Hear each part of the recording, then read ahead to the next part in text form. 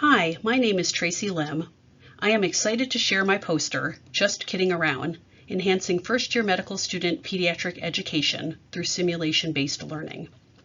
This project was started out of my passion for teaching and my desire for medical students to have a fun and immersive experience in pediatrics. The Cleveland Clinic Lerner College of Medicine is unique in that medical students have exposure to pediatrics in their first and second years, while most programs do not introduce pediatrics until the third year of medical school. Our curriculum was structured so that the CCLCM students had a didactic session introducing the pediatric history and physical, followed by a half-day session in a pediatric office in the spring of their first year. Students then had a second half-day session in a pediatric office in the fall of their second year.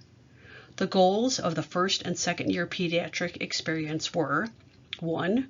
For students to feel more comfortable interacting with pediatric patients, and 2.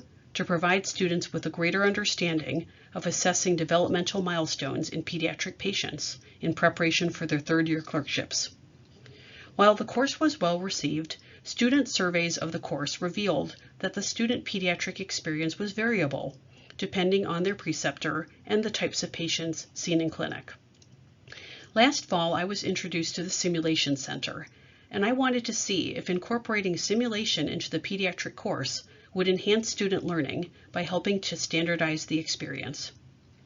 I recruited colleagues from the Department of Pediatrics to serve as preceptors for the course.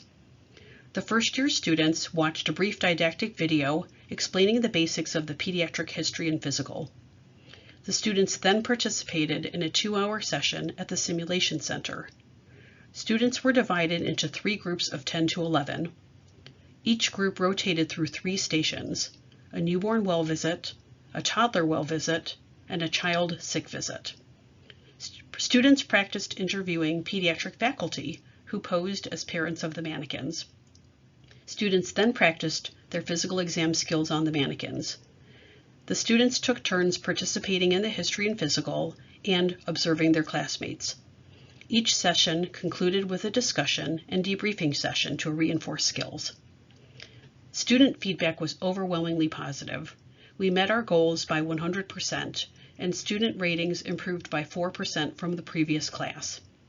The students enjoyed learning in a controlled environment and were able to transfer the skills from the course to live pediatric patients in clinic. I plan to continue using simulation for the first-year pediatric course.